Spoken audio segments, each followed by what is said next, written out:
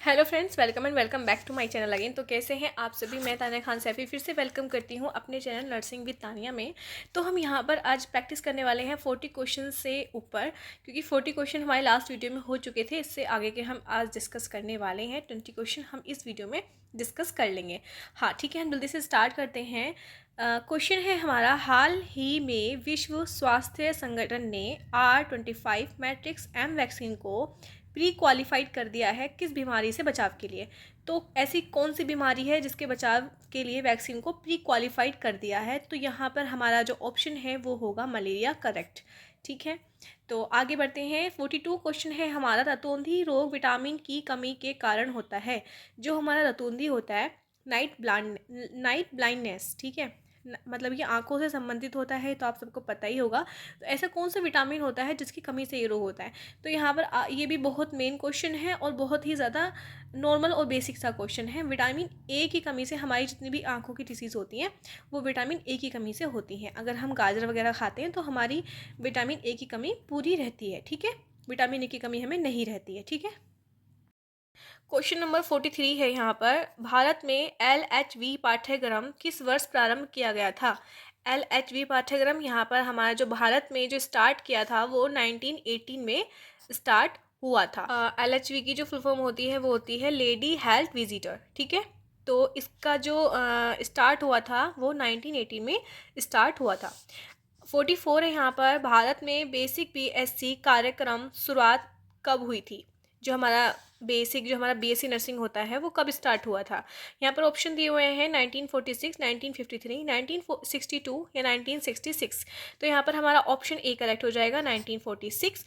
और हाँ, एक चीज़ मैं आपको बताना चाहती हूँ कि मेरे जो पिछले क्वेश्चंस में कुछ बच्चे क्या हो करते हैं कि जिनका मैं आंसर अगर मैं बता रही हूँ गूगल से सर्च करने के बाद, काफ़ी ज़्यादा स्क्रॉलिंग करने के बाद मैं आपको वो करेक्ट आंसर बता रही हूँ, तो उसके बाद भी आप लोग बोल रहे हैं किताब में से देखने के बाद कि हाँ नहीं इसका तो ये होता ये होता।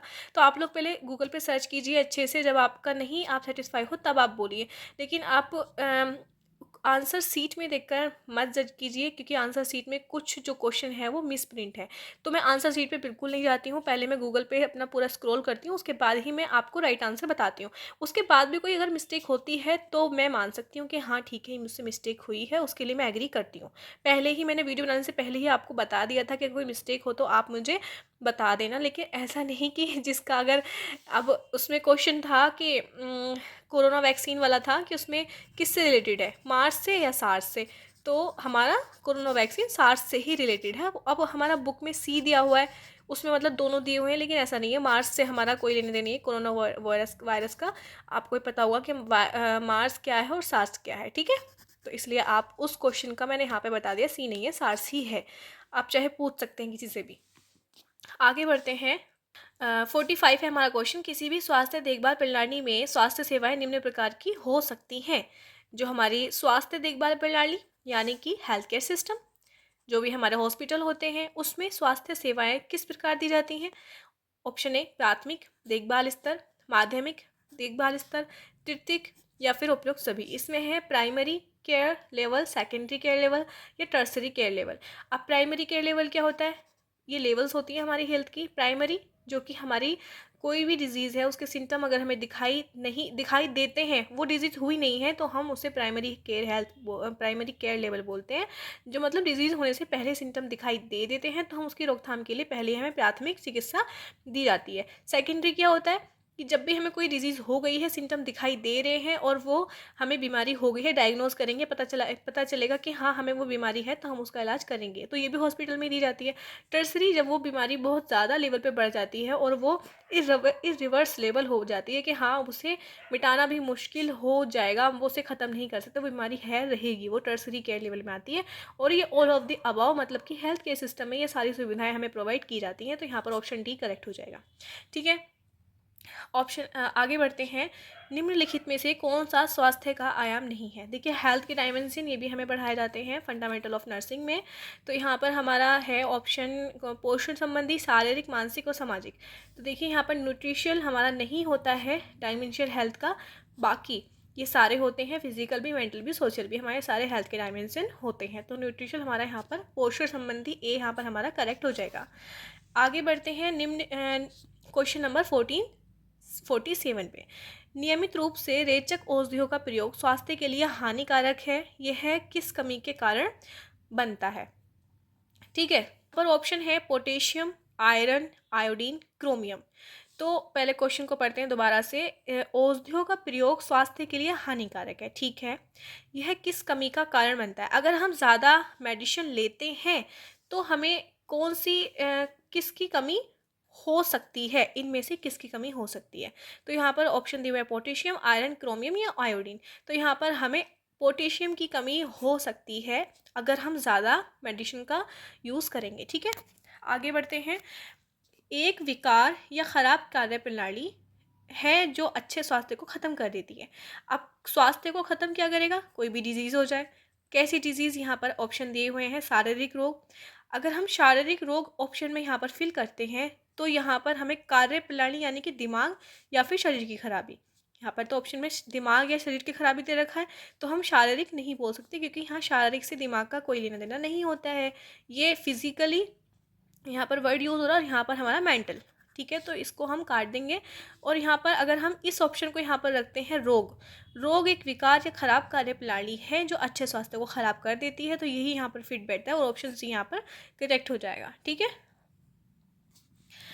49 है यहाँ पर क्वेश्चन। रतौंधी कंजक्टिवा का सूखना, सूखी और पपड़ीदार त्वचा और बालों का झड़ना किसके मुख्य लक्षण हैं?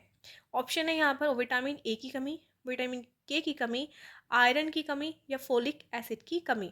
तो यहाँ पर रतौंधी, कंजक्टिवा का सूखना, सूखी पपड़ीदार त्वचा, बालों का झड़ना, ये सब हमारा विटामिन ए की कमी से होते हैं। विटामिन ए की अगर हमारे शरीर में कमी है तो ये सारी प्रॉब्लम आपको दिखाई देंगी, ठीक है।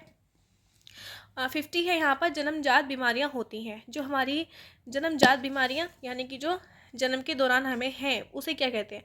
जन्म के समय मौजूद रोग, जन्म के बाद रोग एक व्यक्ति से दूसरे रोग में फैलते हैं, बिल्कुल तो कम्युनिकेबल डिजीज़ हो गया।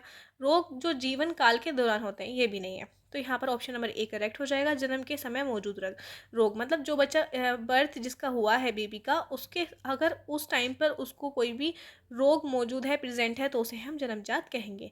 तो यहाँ पर ऑप्शन नंबर ए करेक्ट हो जाएगा 50 का। आगे बढ़ते हैं। 51 है हमारा, निम्नलिखित में से कौन सा रोग संक्रामक है? यानी कि कम्युनिकेबल। कम्युनिकेबल का मतलब होता है कोई भी ऐसी डिजीज़ जो एक पर्सन से दूसरे पर्सन तक पहुंचती है, वायरस के थ्रू, वायरल के थ्रू, ये सब चीज़ें, तो ये होती हैं कम्युनिकेबल डिजीज़, ठीक है, जो एक पर्सन से दूसरे पर्सन तक पहुंचती हैं, फैलती हैं जिनसे, ठीक है।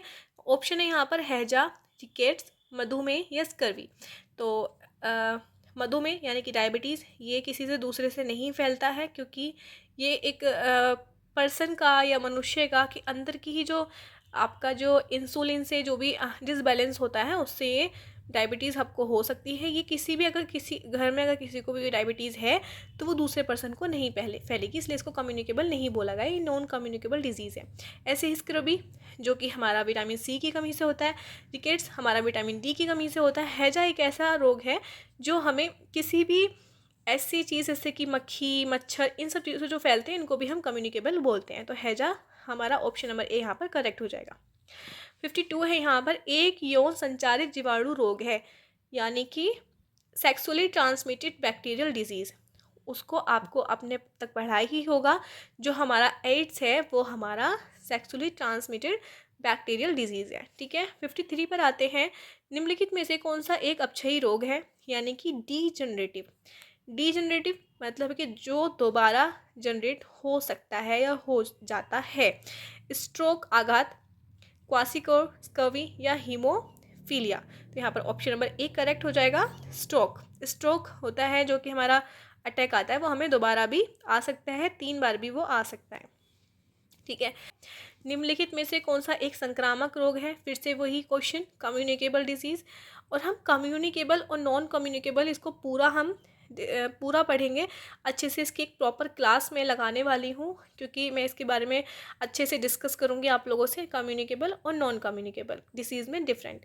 उसके बाद आपका कोई भी क्वेश्चन आता है कम्युनिकेबल और नॉन कम्युनिकेबल को लेकर, आप आराम से लगा सकते हैं, ठीक है।